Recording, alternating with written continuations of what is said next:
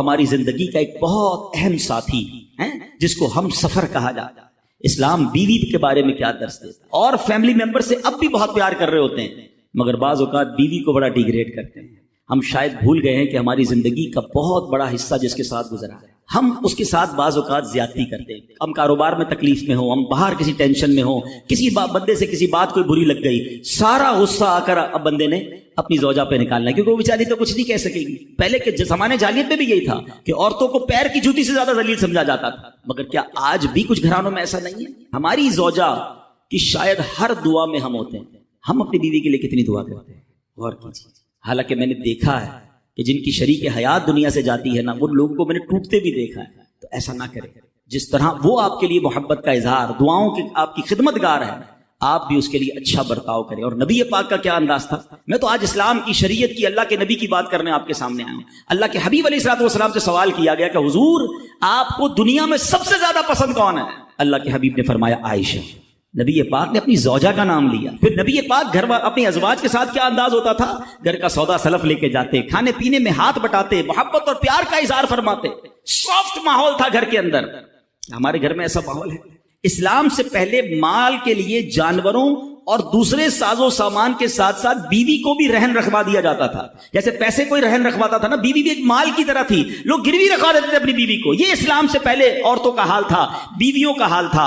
اللہ اکبر! اسلام نے نکاح کے ذریعے عورت کو مرد کے آدھے ایمان کا محافظ قرار دے دیا۔ قرآن کہتا ہے وَعَاشِرُوهُنَّ بِالْمَعْرُوفِ، ان سے اچھا برتاؤ کرو۔ اسلام نے بیویوں کے ساتھ اچھا برتاؤ کرنے والے کو سب سے بہترین قرار۔ واقعی عقل مند خواتین اس بیان کو سنیں گی تو وہ جو مسکنسپشن پیدا کیا جاتا ہے کہ جناب اسلام میں عورتوں کو آزادی نہیں ہے، جناب اسلام میں عورتوں کے لیے گھٹن ہے، اللہ اکبر! ذرا پہلے اسلام سے پہلے کے حالات پڑھو اور اس کے بعد اسلام کے آنے کے بعد عورتوں کو کیا شاندار مقام میرا دین دیتا ہے۔ اللہ کے نبی نے دا بیسٹ لوگوں کی جب مثال بیان کی، بہترین لوگوں کی مثال بیان کی، تو نبی پاک فرماتے ہیں، ترمذی کی حدیث ہے، سب سے بہتر وہ ہے جو اپنے اہل کے لیے بہتر ہو، یعنی اپنی فیملی کے لیے بہتر ہو۔ اور آقا فرماتے سنو میں تم سب سے زیادہ اپنے اہل کے لیے بہتر ہوں۔ نبی پاک سب سے زیادہ اپنی فیملی کے لیے بہتر۔ نبی پاک علیہ الصلوۃ والسلام سے ایک شخص نے پوچھا حضور شوہر پر بیوی کا کیا حق ہے؟ تو آپ نے فرمایا جب وہ کھائے یعنی شوہر کھائے تو بیوی کو کھلائے، جب لباس پہنے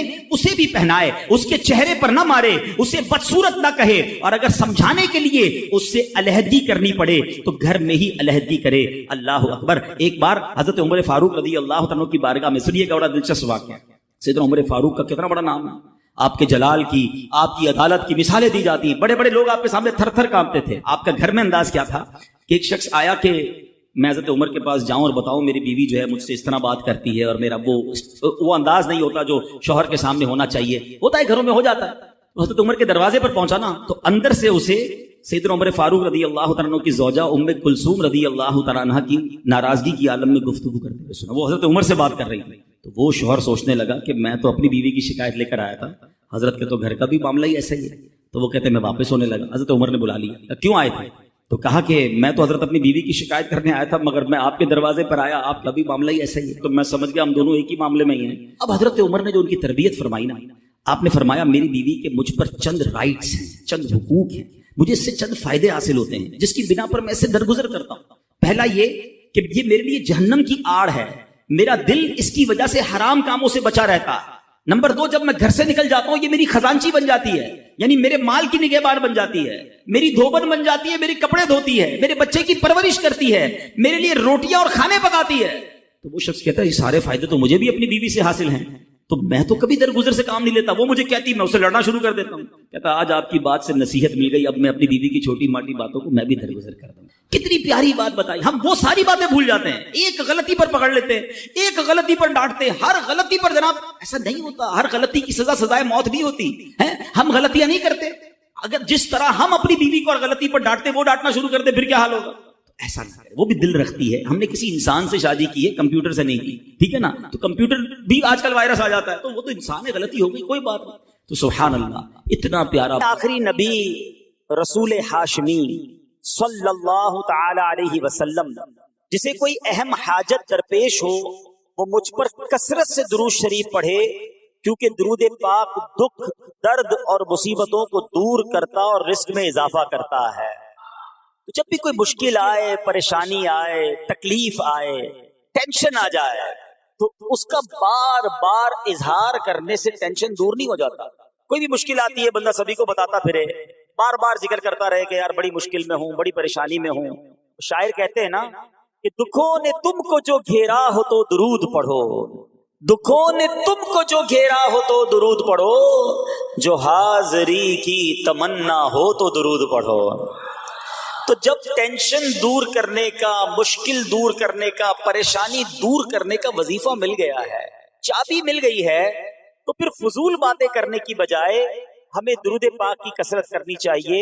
صلو علی الحبیب صلی اللہ تعالی علی محمد صلی اللہ علیہ وسلم. آج میں آپ کو اللہ کے ایک نبی کا واقعہ سنانا چاہتا ہوں. یہ واقعہ قرآن مجید میں بہت تفصیل کے ساتھ موجود ہے، اور یہ واقعہ ایسا ہے کہ میں ان نبی علیہ الصلوۃ والسلام کے عمل کا نام لوں تو نبی علیہ الصلوۃ والسلام کا نام آپ کے ذہن میں خود ہی آ جائے گا. یعنی انہوں نے وہ عمل ایسا کیا کہ اب ان کے نام کے ساتھ وہ عمل ایک خاص ٹیگ بن گیا ہے. اور اگر میں اب عمل بتاتا ہوں، نام آپ خود بتائیں گے. اور ان کا عمل تھا کہ ان کے اندر کمال صبر تھا. اب یہ صبر کرنے والے نبی کون ہیں؟ صبر ایوب علیہ السلام. مشہور ہے دنیا میں کہ ایوب علیہ السلام کا جو صبر ہے وہ ضرب المثل بن گیا، وہ ایگزامپل بن گیا. صبر تو بہت سارے لوگوں نے دنیا میں کیا، مصیبتیں تو بہت سارے اللہ والوں پر آئیں، مگر حضرت ایوب علیہ الصلوۃ والسلام کو اس قدر کمال کا صبر جو ان کا تھا وہ کیا واقعہ ہے. تو آج مشکلیں ہیں، پریشانیاں ہیں، ٹینشن ہیں. لوگ جب پریشان ہوتے ہیں تو صبر کا دامن تھامنے کی بجائے نارملی بے صبری، شکوے اور شکایات کی طرف جاتے ہیں. تو زندگی میں جب بھی کوئی معاملہ آئے نا، ہمیں اللہ کے کلام کی طرف رجوع کرنا چاہیے، اللہ والوں کی سیرت کی طرف رجوع کرنا چاہیے. اور رب کریم کے جو منتخب ترین بندے ہیں، دنیا کے افضل ترین جو افراد ہیں، وہ انبیاء کرام علیہ الصلوۃ والسلام ہیں. تو ہمیں جب بھی کوئی پرابلم آئے، جب بھی کوئی مسئلہ درپیش ہو، پہلے دیکھیں اللہ والوں نے اس موقع پر کیا کیا تھا، قرآن کیا کہتا ہے، حدیث کیا کہتی ہے، تو پھر زندگی میں چیزیں آسان ہو جاتی ہیں. تو حضرت ایوب علیہ الصلوۃ والسلام کی سیرت کے بارے میں جانتے ہیں کہ آپ حضرت اسحاق علیہ الصلوۃ والسلام کی اولاد میں سے ہیں، اور ان کی والدہ حضرت لوط علیہ الصلوۃ والسلام کے خاندان سے ہیں. اللہ تعالیٰ نے آپ کو ہر طرح کی نعمت سے نوازا تھا. آپ حسن و صورت والے بھی تھے، یعنی آپ کو اللہ پاک نے بہت خوبصورت بھی بنایا تھا، اور اللہ کریم نے مال بھی بہت دیا، اولاد میں بھی کثرت دی. ویل آف لائف تھی، خوبصورتی بھی ہے، مال بھی ہے، اولاد بھی ہے. اچھا، پھر ظاہر مال تھا تو گھر بھی تھے، جانور بھی تھے. اس زمانے میں جو ویلتھ ہوتی تھی، جو پیسہ ہوتا تھا، وہ جانوروں کی صورت میں ہوتا تھا. آج کل لوگ گاڑیاں رکھتے ہیں، سونا زیورات رکھتے ہیں، اس زمانے میں جانور ہوتے تھے. بلکہ اب بھی اگر پاکستان کے بھی آپ انٹیریئر کے ایریا میں چلے جائیں، گاؤں گوٹ میں جائیں، تو لوگ اپنا مال و دولت سے جانور ہی خرید رہے ہوتے ہیں. ان کے نزدیک یہی ان کا جو ہے وہ جو بھی ان کا کاروبار ہوتا ہے اور مال ہوتا ہے. اب آپ پر امتحان آیا، آزمائش آئی. اور وہ آزمائش کیسے آئی کہ پہلے آپ کا مکان گرا، اور خاندان کے جتنے افراد تھے اور آپ کے بیٹے تھے، جتنے بھی آپ کے بیٹے تھے نا، وہ سب اس مکان کے تلے دب کر انتقال کر گئے. اللہ اکبر. آپ کو آ کر خبر دی جاتی گئی کہ حضور آپ کا مکان گر گیا ہے، آپ کے بچے دب گئے اور دب کر ان کا انتقال ہو گیا ہے. آپ فرماتے تھے میرا کیا ہے، جس کا تھا اس نے لے لیا. جب تک اس نے مجھے دے رکھا تھا وہ میرے پاس تھا، جب اس نے چاہا اس نے واپس لے لیا. اسی نے دیا تھا نا. تھوڑی دیر بعد خبر آئی کہ آپ کے جتنے جانور تھے، ہزارہا اونٹ تھے، بکریاں تھی، ریوڑ کے ریوڑ تھے، سارے جانور جو ہیں وہ مر گئے. کسی نے آ کر کہا کہ اب آپ کی جتنی دولت تھی، جتنے جانور تھے، وہ بھی مر گئے. سبحان اللہ. آپ اللہ کا شکر بجا لاتے، کہتے یا اللہ جو رب کا تھا اس نے واپس لے لیا، اسی کا تھا، جتنی دیر چاہا میرے پاس رہا، واپس لے لیا اس نے. میں اپنے رب کی رضا پر راضی، میں اس امتحان پر راضی ہوں. اللہ اکبر. اب کیا ہوا کہ آپ کی تمام کھیتیاں اور جو باغات تھے، بہت بڑی زمینیں تھی، بڑے بڑے کھیت تھے، وہ بھی سارے کے سارے برباد ہو گئے۔ کسی نے آ کر بتایا کہ حضور اب تو کھیت بھی گئے، اب باغات بھی گئے۔ آپ نے فرمایا کہ جس کا تھا اس نے لے لیا، میں اس کی رضا پر راضی ہوں۔ جب تک میرے پاس تھا وہ میرے پاس تھا، اب رب نے واپس لینا چاہا تو اس نے لے لیا۔ اب he was empty handed، یعنی اب کچھ بھی نہیں تھا، نہ بچے ہیں، نہ مال ہے، نہ جانور ہے، نہ مکان ہے۔ مگر حضرت ایوب علیہ السلام کی زبان پر پھر بھی شکر ہے، اب بھی شکر ہے، شکوہ نہیں ہے کہ اللہ میں تیری رضا پر راضی ہوں۔ لیکن ابھی امتحان ختم نہ ہوا تھا، اور اس امتحان کے پیچھے بعض مفسرین نے ایک اور قول بھی نقل کیا کہ شیطان نے حضرت ایوب علیہ السلام کو دیکھ کر اللہ کی بارگاہ میں کہا کہ مولا یہ تیرا بندہ اس لیے تیرا شکر گزار ہے کہ تو نے اسے بڑا نوازا ہے، بڑا مال دیا ہے، اولاد دی ہے، گھر دیا ہے۔ اب رب کریم نے حضرت ایوب پر امتحان بھیجا تاکہ پتا چلے کہ میرے نیک بندے امتحان کے بعد بھی صبر کرتے ہیں۔ لیکن اب سب چلا گیا نا، تو شیطان نے کہا کہ ابھی جان تو باقی ہے نا، صحت تو باقی ہے۔ اللہ اکبر، مزید آزمائش آئی اور یہ ہوا کہ آپ کو بیمار کر دیا گیا۔ مبارک جسم پر بڑے بڑے آبلے پڑ گئے، پھوڑے جس کو کہتے وہ پڑ گئے۔ اس حال میں آپ کے سارے دوست بھی آپ کو چھوڑ کے چلے گئے۔ آج کل ویسے بھی حال ایسا ہی ہے جناب، جب تک پیسہ ہے، شہرت ہے، آپ کے پاس کوئی مال ہے تو آس پاس بہت سارے لوگ ہوتے ہیں، مگر جب یہ سب چیزیں چلی جائیں نا تو بعض اوقات ایسی کنڈیشن میں اپنے اور پرائیوں کی جانچ بھی ہو جاتی ہے کہ اب کون کھڑا ہے۔ دوستی مال کے لیے تھی، دوستی شہرت کے لیے تھی، دوستی منصب کے لیے تھی، یا کسی کی ذات سے واقعی خالص دوستی تھی؟ اب کیا ہوا؟ آپ کے سارے رشتہ دار، سارے دوست بھی دور چلے گئے، سوائے آپ کی فرما بردار زوجہ تھی جن کا نام تھا رحمت بن افراہیم، اور یہ حضرت یوسف علیہ السلام کی پوتی بھی تھی، اللہ کے نبی کی آل سے تھی، وہ آپ کی خدمت کرتی رہی۔ اب جسم پر پھوڑے ہیں، آبلے ہیں، ایک بیوی ہے، نہ پیسہ ہے، نہ مال ہے، نہ بچے ہیں، واٹ ایور جو تھا سب ختم، مگر زبان ہے کہ اس پر پھر بھی اللہ کا ذکر جاری ہے، پھر بھی شکر جاری ہے، پھر بھی صبر ہے۔ بات کرنا آسان ہے جناب، مشکل آئے اور صبر کرے بندہ، اصل امتحان یہ ہے۔ زباں پر شکوائے رنجو علم لایا نہیں کرتے، زباں پر شکوائے رنجو علم لایا نہیں کرتے، نبی کے نام لیوا غم سے گھبرایا نہیں کرتے۔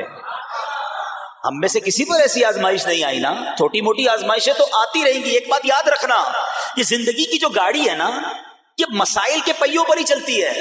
ہمیں بعض اوقات کسی کی گاڑی، کسی کا مکان، کسی کا خوبصورت چہرہ، کسی کی مسکراہٹ دیکھ کر لگتا ہے یار یہ تو دنیا کا سب سے سخی آدمی ہے۔ ایسا نہیں، تو یہ نہ سمجھے کہ سارا جہان جناب سخی ہے اور میں اکیلا دکھی ہوں، ایسا نہیں ہوتا، بلکہ ہر اس جہاں میں تقریباً ہر بندہ ایسا ہوتا ہے جس کے ساتھ کوئی نہ کوئی دکھ لگا ہوا ہوتا ہے، کوئی نہ کوئی پریشانی ہے، کسی کو مال کی پریشانی، کسی کو روزگار کی پریشانی، کسی کو بیماری لگی ہے، کسی کو اور ٹینشن ہے۔ تو یہ کبھی بھی نہ سوچے کہ میں زندگی گزاروں گا اور کوئی ٹینشن نہیں آئے گی۔ تیار رہو امتحان کے لیے، امتحان ضرور آنا ہے۔ اب کمال یہ ہے کہ اس امتحان میں پاس کون ہوتا ہے۔ حضرت ابراہیم پر امتحان آیا، زبان پر صبر ہے، شکر ہے، شکوہ نہیں ہے۔ اب کیا ہوا کہ آپ کا سال ہاں سال تک یہ محال رہا، یہ 2-4 مہینے کا پرابلم نہیں تھا، کئی سال تک آپ بیمار رہے۔ آپ کی زوجہ جو ہے وہ خدمت کرتی رہی۔ اچھا یہاں ایک غلط فہمی دور کر دوں کہ کچھ لوگ یہ کہتے ہیں، یہ کتابوں میں پتہ نہیں کچھ کتابوں میں لکھ دیا گیا کہ حضرت ایوب علیہ السلام کو معاذ اللہ کوڑ کی بیماری ہو گئی تھی۔ ایسا بالکل نہیں تھا، کوڑ کی بیماری نہیں ہوئی تھی، بلکہ نہ کوڑ ہوا نہ جزام ہوا، آپ کو جسم پر پھوڑے پھنسیاں جن کو کہتے ہیں آبلے نکل آئے تھے، کیونکہ کوڑ کی بیماری وہ ہوتی ہے کہ جس سے لوگ نفرت یا حقارت کرتے ہیں۔ اللہ کے کسی بھی نبی کو کبھی بھی کوئی ایسی بیماری نہیں ہوئی جس کی وجہ سے لوگ اس سے حقارت یا نفرت کریں یا دور بھاگیں، کیونکہ اللہ نے ان نفوس قدسیہ کو، ان نیک بندوں کو، ان منتخب شخصیات کو لوگوں کی ہدایت کے لیے بھیجا ہے۔ ان کو کبھی کوئی ایسی چیز نہیں ہوئی کہ جس سے لوگ گھن کھا کر دور بھاگیں، تو یہ بالکل غلط ہے۔ البتہ آپ کے جسم پر آبلے تھے، پھوڑے تھی، اور اللہ اکبر، آپ اس حال میں کیا رب سے عرض کرتے تھے؟ آپ عرض کرتے تھے، قرآن میں یہ الفاظ موجود ہیں، انی مسنی الضر وانت ارحم الراحمین. ترجمہ کیا ہے؟ مجھے تکلیف پہنچی اور تو سب مہر والوں سے بڑھ کر مہر والا ہے، رحم کرنے والوں میں سب سے بڑھ کر رحم کرنے والا ہے. یعنی اللہ کی بارگاہ میں یہ عرض کرتے تھے یا اللہ تکلیف پہنچی ہے، رحم تو نے کرنا ہے، تو ارحم الراحمین ہے. زمانے سے نہیں کہتے تھے. یہاں ایک اور پرابلم ہے، میں کوئی مسئلہ ہوتا ہے، پرابلم آتی ہے، ہم ساری دنیا سے کہتے ہیں یہ مسئلہ ہو گیا، یہ پرابلم ہو گئی. نہیں، ساری دنیا میں سے کوئی آپ کا مسئلہ حل نہیں کر سکتا. اس سے بات کرو نا جو مسائل کو حل کرنے والا ہے، اس سے عرض کرو نا جو مصیبت کو دور کرنے والا ہے. ادھر ادھر جانے کی بجائے پرابلم یہ ہے جب بھی مشکل آتی ہے ہم سب کے پاس جاتے ہیں، ہم رب کے پاس نہیں جاتے ہیں. جاؤ اس کے پاس جو حل المشکلات ہے، جو مصیبتوں کو حل کرنے والا ہے، اس کی بارگاہ میں فریاد کرو. وہ شاعر کتنی پیاری بات لکھتے ہیں نا، یہ بہت سارے لوگوں کے لیے درس ہے جو اپنی پرابلمز کے لیے دنیا والوں کے پاس جاتے ہیں. ارے اگر پکارنا ہے تو اللہ کی بارگاہ میں پکارو، التجا کرنی ہے تو اللہ کے حبیب سے عرض کرو نا.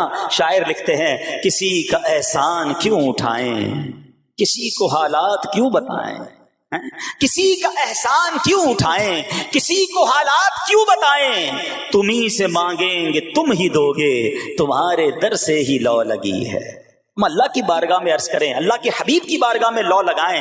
دنیا والوں کے پاس کچھ نہیں رکھا، لیکن ہم دنیا والوں کو بتا کر اپنے صبر کا ثواب بھی ضائع کر دیتے ہیں. دیکھو حضرت ایوب علیہ السلام کا صبر، کسی سے نہ کہا، اللہ کی بارگاہ میں عرض کرتے رہے. اب آپ کی آزمائش کا وقت پورا ہوتا ہے، دعا کرتے رہے، التجا کرتے رہے، صبر کرتے رہے. حکم ہوا کہ اپنا پاؤں زمین پر مارو. حضرت ایوب علیہ السلام نے پاؤں زمین پر مارا تو زمین سے ایک چشمہ پھوٹ اٹھا. حکم الہی سے حکم دیا گیا کہ اب اس پانی سے غسل کرو. آپ نے جب اس پانی سے غسل کیا تو آپ کی تمام بیماریاں دور ہو گئیں. پھر آپ 40 قدم چلے، دوبارہ زمین پر قدم مارنے کا حکم دیا. قدم مارتے ہی ایک اور خوبصورت لذیذ ٹھنڈے پانی کا چشمہ نمودار ہوا. پانی ٹھنڈا، میٹھا اور لذیذ تھا. اب آپ نے وہ پانی پیا تو آپ کے باطن میں نور ہی نور پیدا ہو گیا اور آپ کو اعلیٰ درجے کی صحت و نورانیت حاصل ہو گئی. اور سنو، میرا رب تو قادر ہے نا، اللہ تعالیٰ نے آپ کی وہ ساری اولاد جو دب کر کئی سال پہلے مر گئی تھی، انتقال فرما گئے تھے، اللہ نے ان تمام اولاد کو پھر زندہ فرما دیا اور آپ کی بیوی کو دوبارہ جوانی بخشی، اور اب اس کے بعد بھی آپ کی کثیر اولاد ہوئی. سنو سنو، جو جانور چلے گئے تھے نا، اللہ نے مویشی، اسباب و خزانہ اس سے زیادہ آپ کو پھر سے عطا فرما دیا. صبر کیا تھا نا. ان اللہ مع الصابرین. اچھا، یاد سب کو ہے یہ آیت، بچپن سے یاد ہے، اللہ صابروں کے ساتھ ہے، صبر کرنے والوں کے ساتھ ہے. مگر صبر کرنا نہیں ہے، امتحان آنا ہے تو صبر کرنا نہیں ہے. آیت سب کو پتا ہے. اچھا، جس کے ساتھ پرابلم ہو جائے نا، اس کو بھی بندہ درس دینے جا رہا ہوتا ہے، بھائی صبر کرنا، اللہ آپ کو صبر دے. لیکن جب اس پر امتحان آتا تو یہ صبر کرتا نہیں ہے. دوسروں کو درس دے رہا تھا، آج تیری باری آئی ہے نا، تو صبر کا دامن نہ چھوڑیں. میں آپ کو ایک بات سوال پوچھنا چاہتا ہوں. آج کل ہم بڑے لوگوں سے تعلقات کیوں بنانے کی کوشش کرتے ہیں؟ یار جب کوئی مشکل ٹائم آئے گا نا تو یہ بندہ کام آئے گا. یہ پیسے والا دوست ہے، یہ اس کے تعلقات بہت ہیں، اس کی گورنمنٹ میں بات ہے، اس کی وکیلوں میں بات ہے، 4-5 ایسے دوست ہونے چاہیے. یہ ڈاکٹروں کے اندر بڑی اچھی اس کی دوستی ہے، کوئی ڈاکٹر کا بھی کام آئے گا تو یہ بندہ کام آ جائے گا. ہم دنیا والوں سے تعلقات اس لیے بناتے ہیں تاکہ یار مصیبت آئے تو یہ بندہ کام آئے. اور نارملی اکثر ایسا ہوتا ہے کہ جس سے امید رکھی ہوتی ہے مصیبت کے وقت غائب ہو جاتا ہے. لیکن رب خود قرآن میں فرما رہا ہے ان اللہ مع الصابرین، صبر کر لو، اللہ کی رحمت تمہارے ساتھ ہو جائے گی. اب میں آپ سے سوال کرتا ہوں، دنیا کے تعلقات ہوں یہ ضروری ہے یا یہ فائدے مند ہے، یا بندہ صبر کر لے تو اللہ کی رحمت ساتھ ہو جائے، سارے غم ویسے ہی دور ہو جائیں گے؟ صبر، اس کو نہیں چھوڑنا ہے. تو حضرت ایوب علیہ السلام کی زندگی میں ایک اور واقعہ یہ ہوا کہ جب آپ بیمار تھے، آپ کو پتہ ہے جب بندہ بیمار ہوتا ہے تو بعض اوقات اس کی طبیعت میں کیفیات بھی ہوتی ہیں. تو آپ نے اپنی زوجہ کو پکارا، تو آپ کی زوجہ کچھ دیر میں حاضر ہوئی. تو آپ نے جلال میں آ کر اس کو 100 درے، اپنی زوجہ کو 100 کوڑے مارنے کی قسم کھا لی. اب جب صحت آ گئی تو قسم تو آپ نے کھائی ہوئی تھی، تو اب کیا کرتے؟ اس بیوی نے تو خدمت بھی بہت کی تھی، اب اسے کوئی خاص کیفیت تھی، آپ نے قسم اٹھا لی تھی. سبحان اللہ، ایوب علیہ السلام کو اللہ کریم نے قرآن میں کیا حکم دیا کہ اے ایوب، آپ ایک یعنی 100 جس کو کہتے ہیں تنکے، 100 तिनकों वाली झाड़ू लें और उस झाड़ू को एक मर्तबा अपनी बीवी को मार दीजिए तो आपकी कसम जो है वो पूरी हो जाएगी, यानी कसम का कफारा नहीं देना होगा। अल्लाह अकबर। अल्लाह ने उस नबी अलैहिस्सलाम की फर्मा बरदार बीवी की जो सजा थी या जो मामला था उसको कितना आसान फरमा दिया। तो रब्बे करीम ने कुरान मजीद फुरकान हमीद में इसको किस तरह बयान फरमाया, वखुज़ बियदिका दिग़फ़न फ़द्रिब बिही वला तहनस, फरमाया कि अपने हाथ में एक झाड़ू लेकर उसे मार दे और कसम न तोड़। इन्ना वजदनाहु साबिरा, फरमाया हमने इसे साबिर पाया। निअमल अब्द, क्या अच्छा बंदा। इन्नहु अव्वाब, बेशक वो बहुत रुजू लाने वाला है। अरे आज दुनिया किसी को कहे ये सबर वाला है, हजरत अय्यूब की शान देखो कि रब फरमा रहा है कुरान में, इन्ना वजदनाहु साबिरा, और हमने अय्यूब को सबर करने वाला पाया, साबिर पाया। अल्लाह हजरत अय्यूब के सबर के सदके हमें भी साबिरीन में शामिल फरमा ले।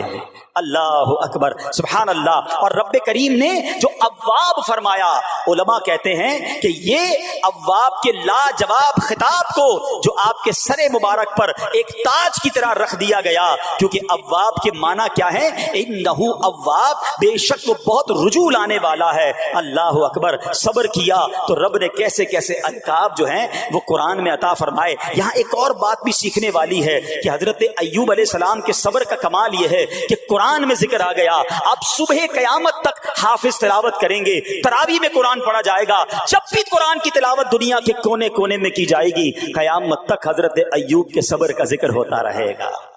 जब आप सब्र करते हैं अल्लाह रसूल को राजी कर लेते हैं, अल्लाह उन नामों को बुलंद फरमा देता है। बहरहाल मेरे प्यारे इस्लामी भाइयों, अब यहाँ थोड़ा सा एक शरई मसला भी समझ लें। बाज़ औक़ात देखिए आप लफ्ज सुनते हैं हीला, अच्छा कुछ लोग जब ये लफ्ज हीला सुनते हैं तो कंफ्यूज हो जाते हैं, यार ये क्या, एक काम करना था उसको एक और तरीके से कर दिया, हमें समझ नहीं आ रहा, अजीब अजीब सी लोग बातें करते हैं। सुभान अल्लाह। उलमा फरमाते हैं पहले हीले का मसला समझ लें। फतावा आलमगीरी में है, जो हीला किसी का हक मारने या उसमें शुबा पैदा करने या बातिल जरिए से फरेब देने के लिए किया जाए वो मकरूह है, और जो हीला इसलिए किया जाए कि आदमी हराम से बच जाए या हलाल को हासिल कर ले वो अच्छा है। इन्नमल अमालु बिन्नियात, गलत नीयत से हीला कि किसी का हक दबा लो या माद अल्लाह ज़कात अदा ना करनी पड़े, अल्लाह को कोई धोखा नहीं दे सकता, अल्लाह देख रहा है कि इसकी नीयत क्या है। लेकिन हीला इसलिए है कि हराम से बच जाए, हलाल हासिल कर लिया जाए, तो उसकी जो जवाज की सूरतें हैं उलमा ने फरमाई ये आयत उसमें दलील है। और आयत क्या थी, वखुज़ बियदिका दिग़फ़न फ़द्रिब बिही वला तहनस, और फरमाया अपने हाथ से एक झाड़ू लेकर इसे मार दो और कसम न तोड़ो। कसम तो 100 कोड़े मारने की थी, अल्लाह करीम ने आसानी का रास्ता बताया। हाँ एक बात याद रहे, ये बड़ी इंपॉर्टेंट बात करने जा रहा हूं कि मुफ्तियाने किराम, काबिले एतमाद मुफ्तियाने किराम से रहनुमाई लेकर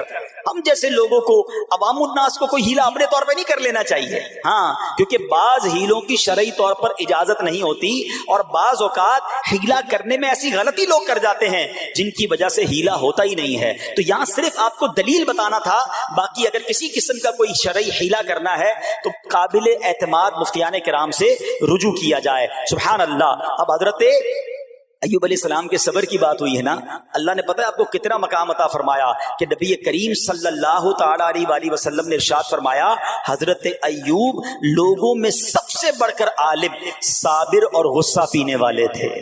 हजरत इब्न मसऊद रदी अल्लाह तआला अन्हु से मरवी है कि हजरत अय्यूब अलैहिस्सलातु वस्सलाम क़यामत के दिन सब्र करने वालों के सरदार होंगे। हाँ, सब्र करने वालों के भी सरदार होंगे। अच्छा बाज़ औक़ात होता क्या है, अचानक कोई प्रॉब्लम आ गई, कहीं आग लग गई है, गाड़ी में नुकसान हो गया, पैसे चोरी हो गए, मोबाइल चोरी हो गया, कोई चीज में नुकसान हो गया, कारोबार में नुकसान हो गया, सेहत खराब हुई, बंदा कहता है यार ये मेरे साथ क्यों हुआ है, मैंने ऐसा क्या किया है। बाज़ औक़ात जबान से शिकवे शिकायत, हालांकि कुरान मजीद फुरकान हमीद ने तो पहले ही हमें बता दिया है हमारा प्रॉब्लम पता ही क्या है। हम बहुत सारी बातें जानते हैं दुनिया की, कुरान और हदीस पढ़ते नहीं हैं, तो मेंटली प्रिपेयर्ड नहीं रहते। आपको पहले ही पता हो कि यार गर्मियां आने वाली हैं, تو اچانک گرمیاں آئیں گی تو پریشان نہیں ہوں گے نا. آپ کو پتا تھا جون جولائی میں گرمی ہوتی ہے بھائی, سردیاں نہیں ہوتی. آپ پنکھا بھی تیار رکھتے ہیں, ٹھنڈا پانی کا انتظام بھی رکھتے ہیں, گرمی کے وقت باہر کم نکلتے ہیں. اور سردیاں آتی ہیں آپ کو پہلے ہی پتا ہوتا ہے, رضائی تیار کر لیتے ہیں, سویٹر نکال لیتے ہیں. ایسا نہیں ہوتا کہ صبح اٹھتے تو 40 ڈگری ہوتا ہے, دوسرے دن اٹھتے تو 5 ڈگری ہوتا ہے. بندہ کہ یار آج ٹھنڈ کی ہو گئی, کل گرمی کیوں ہو گئی. مینٹلی پریپیئرڈ جب بندہ ہوتا ہے تو وہ تیار ہوتا ہے. اگر جو قرآن پڑھنے والا ہے, حدیث پڑھنے والا ہے, اس کو تو پہلے ہی مینٹلی پریپیئرڈ ہونا ہے. کیوں؟ قرآن کا وعدہ ہے نا, قرآن کا اعلان سنو. اللہ کریم قرآن مجید میں کیا ارشاد فرماتا ہے؟ بسم اللہ الرحمن الرحیم وَلَنَبْلُوَنَّكُمْ بِشَيْءٍ مِّنَ الْخَوْفِ وَالْجُوعِ وَنَقْصٍ مِّنَ الْأَمْوَالِ وَالْأَنفُسِ وَالثَّمَرَاتِ وَبَشِّرِ الصَّابِرِينَ. اور ضرور ہم تمہیں آزمائیں گے. کیا فرمایا؟ ضرور آزمائیں گے, تیار رہو. دیر از ایگزامینیشن. اچھا آزمائش کن کی چیزوں کی ہوگی؟ سبحان اللہ, قرآن نے لسٹ بھی دے دی ہے کہ آزمائش کیا ہوگی. فرمایا کچھ ڈر سے, اچانک خوف آ جاتا ہے نا, کوئی دشمن آ جاتا ہے, کوئی دھمکی دے رہا ہوتا ہے, اچانک حالات خراب ہو جاتے ہیں, دل میں خوف بیٹھ جاتا ہے. پھر فرمایا بھوک سے, مال کم ہو گیا, تنگی آ گئی تو بھوک سے. پھر فرمایا کچھ مالوں اور جانوں اور پھلوں کی کمی سے. کبھی کاروبار میں نقصان ہوگا, کبھی کسی کے باغات ہے تو باغ فصل اجڑ سکتی ہے, آپ کو کوئی نقصان ہو سکتا ہے, کسی جگہ آگ لگ سکتی ہے, اور جانوں کی کمی سے بیماری بھی آ سکتی ہے. مگر آگے کیا فرمایا؟ وَبَشِّرِ الصَّابِرِينَ. خوشخبری سنا ان صبر والوں کو. اور جب سبحان اللہ یہ ایگزام آتا ہے نا, جو اس ایگزام سے نکل جاتا ہے تو رب نے فرمایا خوشخبری ہے. اللہ اکبر. ہم نے زندگی میں دیکھا ہے جس نے مصیبت پر صبر کیا, اللہ کی رضا پر راضی رہا, اللہ نے مشکل سے بھی نکالا اور پہلے سے اسے زیادہ عطا فرما دیا. ہمارا پرابلم یہ ہم ٹیسٹ میں فیل ہو جاتے ہیں. جیسے امتحان شروع ہوا, واویلا شروع, شور شروع, شکوے شروع, سب کو بتانا. حالانکہ کر کوئی نہیں سکتا لیکن سب کو بتائیں گے. نہ کرو ایسا, میں جانوں میرا رب جانے, مجھے کیوں کسی کو بتانا.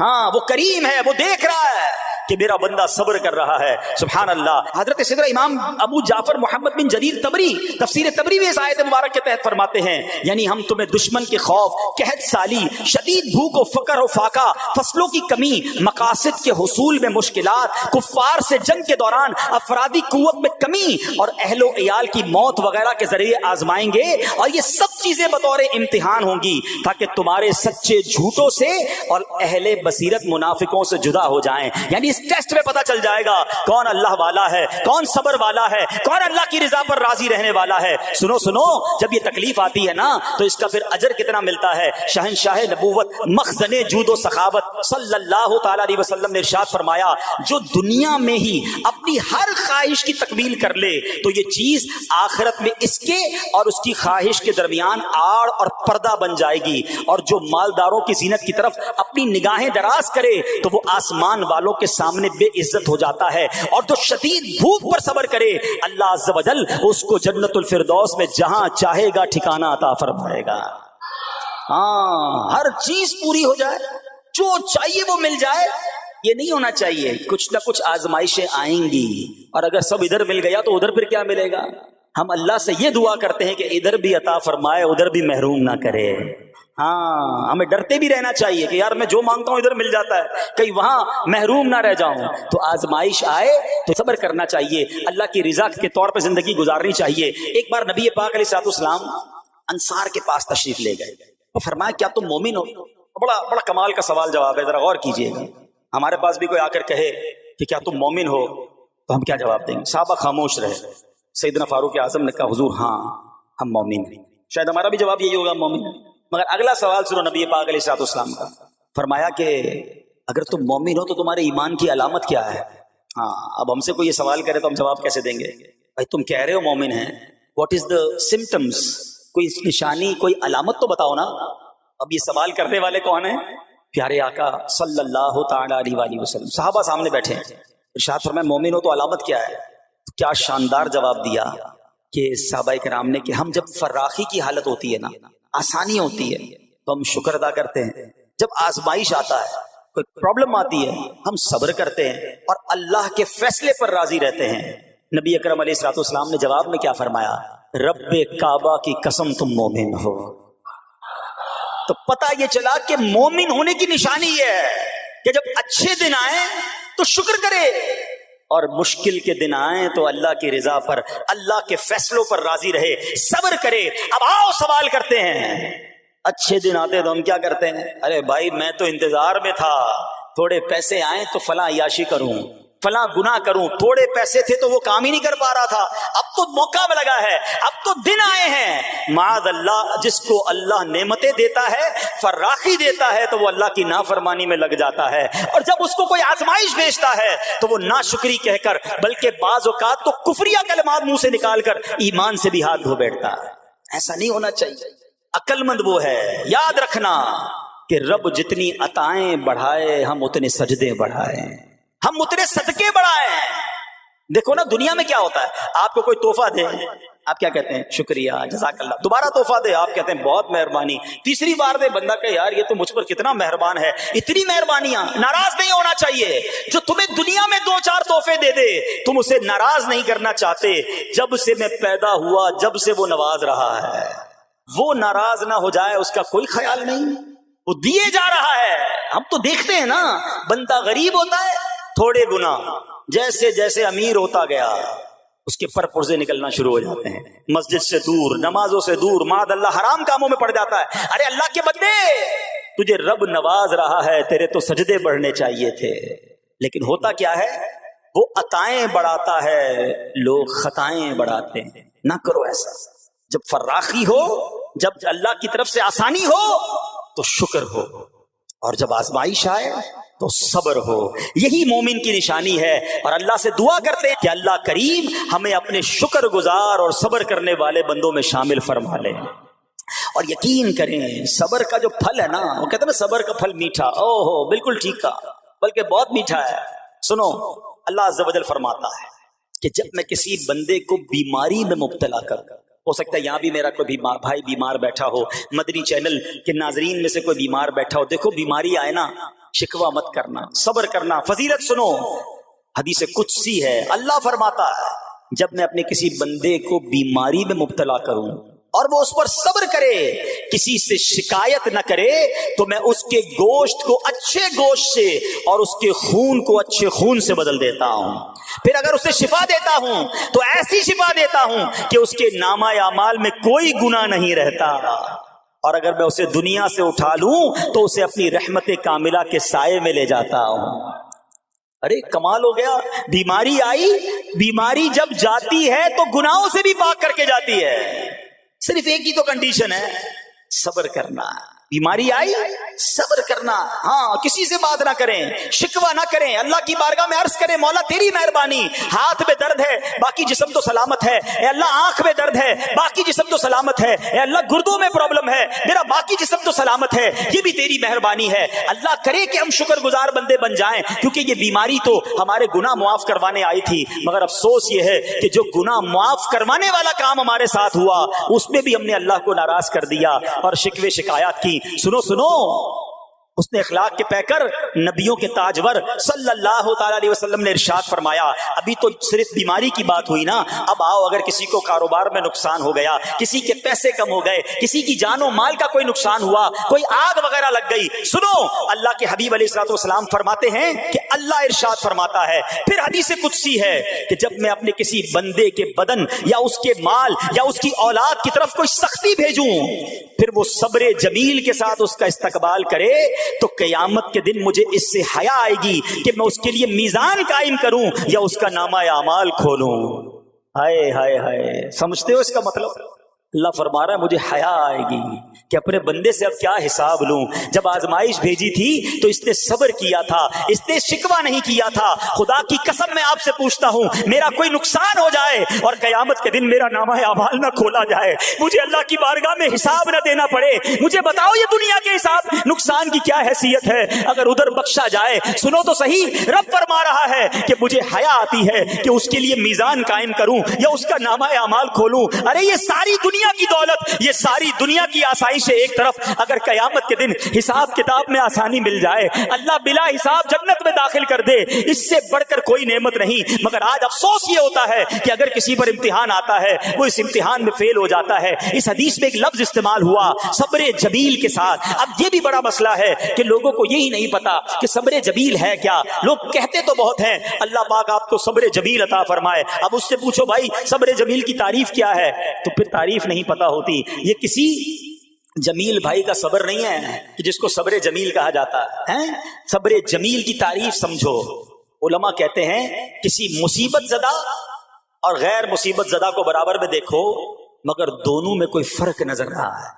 यानी चेहरा भी ना बताए कि वो किसी मुश्किल में है, उसकी आदतें भी ना बताएं कि वो किसी प्रॉब्लम में है, यानी उसको देखकर पता ही ना चले कि वो बड़ी मुश्किल में है। फरमाया ये है सब्र जमील। मगर आज हमारा हाल ये है, हमारा चेहरा बता देता है भाई खैर तो है, बड़ी टेंशन में हो, हाँ यार क्या करूं बस मोबाइल टूट गया, अरे भाई बड़ी चेहरे पे बड़ी हवाइयां उड़ रही हैं, बस क्या करूं जनाब आज 5,000 रुपए खो गए। 5,000 रुपए खो जाएं, छोटा सा नुकसान हो जाए, हमारा चेहरा बता देता है कि हमारे साथ कोई मामला हुआ है। सब्र जमील ये है कि देखकर कोई पहचान ही ना सके कि ये बंदा कितनी मुश्किल में है, चाहे अंदर कितनी तकलीफ में हो, दुनिया वालों को ना बताए, क्योंकि वो रब का बंदा है, वो अल्लाह की बारगाह में फरियाद करे। ये सब्र जमील है और अल्लाह इसे हम सबको नसीब फरमाए।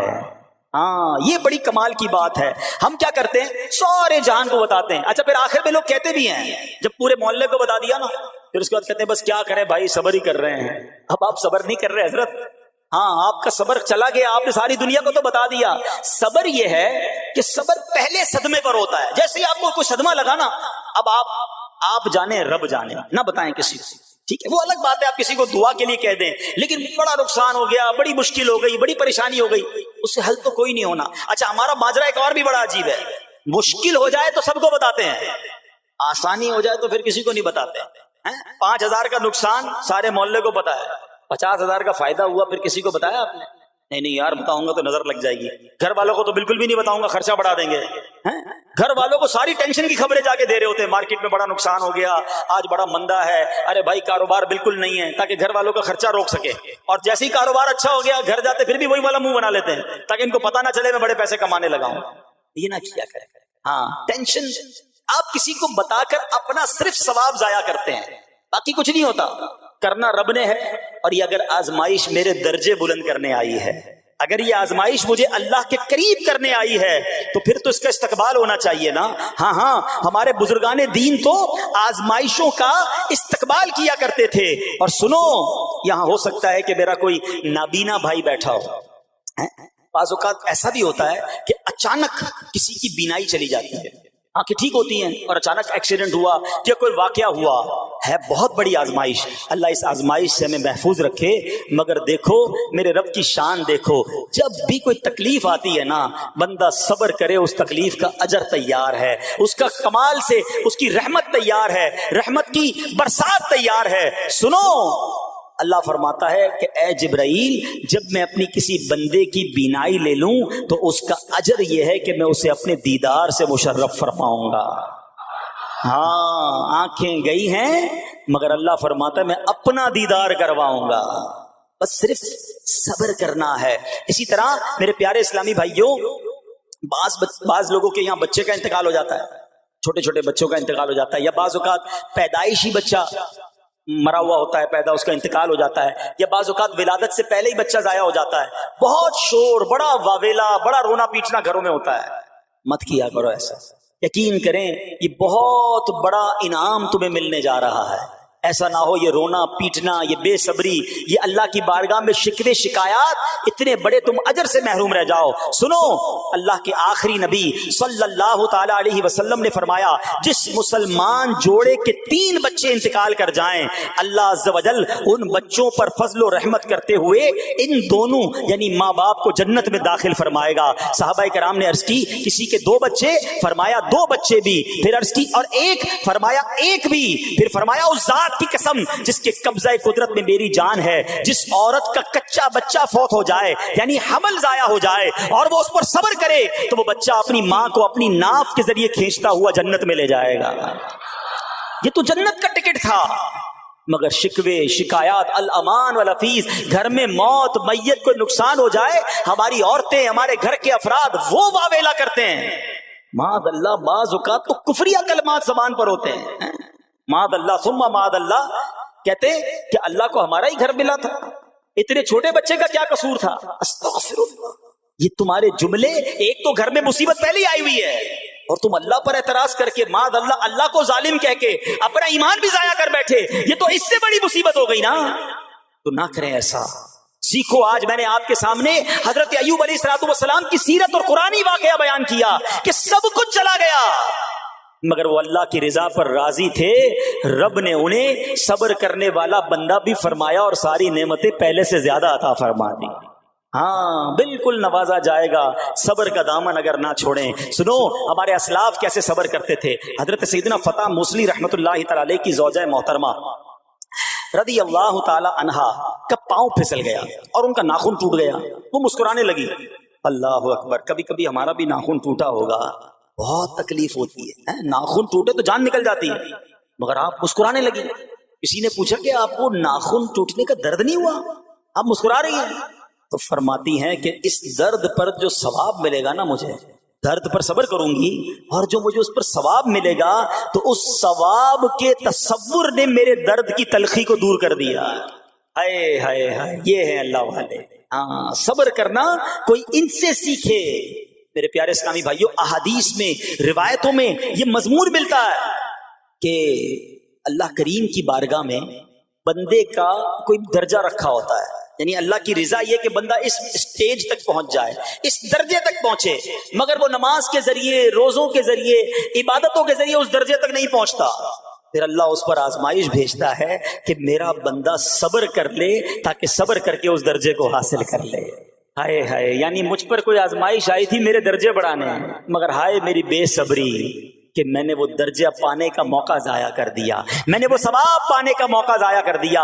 خدا را یاد رکھنا، اگر کسی آزمائش سے گزر رہے ہو تب بھی، اور اگر آئندہ کوئی آزمائش آئے، صبر کا دامن نہ چھوڑنا. یہ تصور کر لینا کہ یہ میرے گناہ معاف کرنے کا ذریعہ بن رہا ہے، یہ میرے درجے بڑھانے کا ذریعہ بن رہا ہے. اور سنو، جب مصیبت آئے تو پڑھنا کیا ہے. رسول اللہ صلی اللہ تعالی علیہ وآلہ وسلم نے فرمایا، جو مصیبت کے وقت انا للہ و انا الیہ راجعون کہتا ہے تو اللہ عز و جل اس کی پریشانی دور فرما دیتا ہے اور اس کے کام کا انجام اچھا فرماتا ہے اور اسے ایسا بدل عطا فرماتا ہے جس پر وہ راضی ہو جاتا ہے. تو یہ پڑھ لیں لیکن شکوہ نہ کریں. دنیا والوں کو بتانے کی حاجت نہیں. اچھا، وہ جو میں بات کر رہا تھا کہ تکلیف سب کو بتانی ہے اور راحت کے بارے میں کسی کو کوئی شکر کرتا ہوا نظر نہیں آتا. ایک بار ایک شخص کے سر پر جو ہے نا وہ تکلیف ہوئی نا، سر میں درد ہو گیا، اس نے پٹی باندھی اور گھومنے لگا. اس زمانے میں حضرت رابعہ بصریہ رضی اللہ رحمت اللہ تعالی علیہ، اللہ کی بہت بڑی ولیاں ہیں. آپ نے اس کو دیکھا کہ کیوں پٹی باندھی ہے؟ وہ کہتا سر میں درد تھا اس لیے پٹی باندھی ہے. بات تھوڑی سی باریک ہے، سمجھدار لوگ سمجھیں گے. اس لیے پٹی باندھی ہے کہ سر میں درد تھا. اللہ اکبر. اس اللہ والی نے پتہ ہے کیا کہا؟ آپ کہتی ہیں کبھی صحت کی پٹی بھی باندھی ہے. یہ جملہ ہے بڑا سمجھنے والا. یعنی اللہ نے اتنے دنوں تک صحت میں رکھا تو کسی کو نہیں بتایا، اور تھوڑے دنوں کی تکلیف آئی تو پٹی باندھ کے سب کو بتانے چلا ہے کہ رب نے بیمار کیا ہے. ہاں، ہمیں اللہ کریم کی طرف سے آزمائش ہمیشہ تھوڑی آتی ہے. اگر اپنی زندگی کا ہم پورا عرصہ کیلکولیٹ کریں نا کہ بھئی 40 سال کا کوئی بندہ ہو گیا ہے تو کتنے دن ہوئے 40 سال میں؟ ٹھیک ہے، ایک بار کبھی بیٹھ کے اکیلے میں حساب کرنا، اتنے ہزار دن میں نے دنیا میں گزارے، کتنے دن بیمار رہا؟ تو شاید چند دن، 100 دن، 50 دن، 200 دن بنیں گے. کئی ہزار دنوں میں سے اگر چند دن اللہ نے مجھ پر آزمائش ڈالی تو ہزاروں دن راحت بھی تو ڈالی نا، صحت بھی تو عطا فرمایا.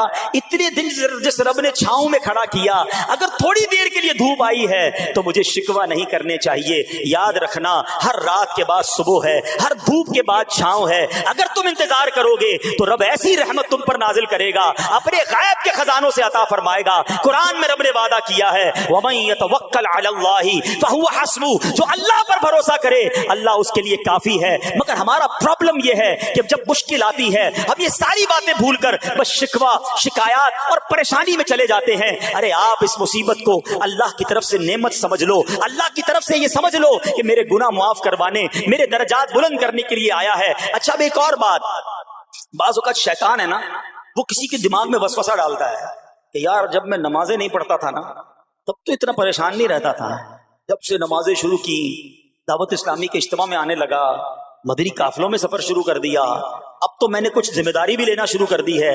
ارے میں نے جب سے امامہ پہنا ہے، یہ داڑھی رکھ لی ہے، میری کوئی اسلامی بہن سن رہی ہے کہ میں بے پردہ گھومتی تھی تو کوئی اتنا ٹینشن نہیں تھا، اب میں نے جناب پردہ کرنا شروع کیا ہے، قرآن پڑھنا شروع کیا ہے تو ٹینشنیں شروع ہو گئی ہیں. اب شیطان بعض لوگوں کے ذہنوں میں یہ وسوسہ ڈالتا ہے کہ میں تو دین کے قریب ہو رہا ہوں، اللہ کے قریب ہو رہا ہوں، اور مجھ پر آزمائشیں کیوں آ رہی ہیں. سنو سبحان اللہ، اللہ کے حبیب علیہ الصلوۃ والسلام کی کیا شان ہے. اعلیٰ حضرت ایسے ہی نہیں کہتے کہ میں نثار تیرے کلام پر ملی یوں تو کس کو زبان نہیں، وہ سخن ہے جس میں سخن نہ ہو، وہ بیان ہے جس کا بیان نہیں. میرے آقا نے کم و بیش 1450 سال پہلے یہ مسئلہ سالو کر دیا. حضرت سیدنا سعد بن ابو وقاص رضی اللہ تعالیٰ عنہ فرماتے ہیں کہ میں نے عرض کی یا رسول اللہ صلی اللہ تعالیٰ علیہ وسلم سب سے زیادہ مصیبتیں کن لوگوں پر؟ گلی مکاتی نا، پنجابی میں کہتے ہیں نا گالی بات ہی ختم کر دی. حضور یہ بتائیں سب سے زیادہ مصیبتیں کن لوگوں پر آئیں؟ پیارے آقا نے فرمایا انبیاء پر. اللہ اکبر، اللہ کے سب سے قریب تو انبیاء ہیں نا، انبیاء پر، پھر ان لوگوں کے بعد جو لوگ بہتر ہیں، پھر ان کے بعد جو بہتر ہیں. سنو اب اگلا جملہ، بندے کو اپنی دینداری کے اعتبار سے مصیبت میں مبتلا کیا جاتا ہے. اگر وہ دین میں سخت ہوتا ہے اس کی آزمائش بھی سخت ہوتی ہے، اگر وہ دین میں کمزور ہوتا ہے تو اللہ عز و جل اس کی دینداری کے مطابق اسے آزماتا ہے. بندہ مصیبت میں مبتلا ہوتا رہتا ہے یہاں تک کہ اس کے دنیا میں ہی اس کے سارے گناہ بخش دیے جاتے ہیں. گویا اللہ کی یہ رحمت ہے کہ بندہ بڑا نیک ہو رہا ہے، رب چاہتا ہے کہ اس بندے پر آزمائش بھیجوں، میرا نیک بندہ صبر کرے، اس کے گناہ معاف ہو جائیں اور میرے پاس آئے تو اس کو جنت میں داخل کر دوں. اللہ اکبر. اے پیارے اسلامی بھائیو یاد رکھنا، اب جو میں نے ایک سوال قائم کیا تھا نا کہ یار میں تو دین کے قریب، میں تو اللہ کے قریب ہونے کی کوشش کر رہا ہوں اور ایک کے بعد ایک آزمائش آ رہی ہے، یہ کیا ہے؟ اب ایک اور حدیث سن لو. سبحان اللہ. حضرت سیدنا انس رضی اللہ تعالیٰ عنہ سے روایت ہے، سرکار والا تبار، ہم بے قصوں کے مددگار، شفیع روز شمار، دو عالم کے مالک و مختار صلی اللہ تعالی علیہ وآلہ وسلم نے فرمایا جب اللہ عز و جل کسی بندے سے محبت فرماتا ہے، سننا ذرا غور سے، اللہ عز و جل جب اپنے کسی بندے سے محبت فرماتا ہے یا اسے اپنا دوست بنانے کا ارادہ فرماتا ہے تو اس پر آزمائشوں کی بارش فرما دیتے.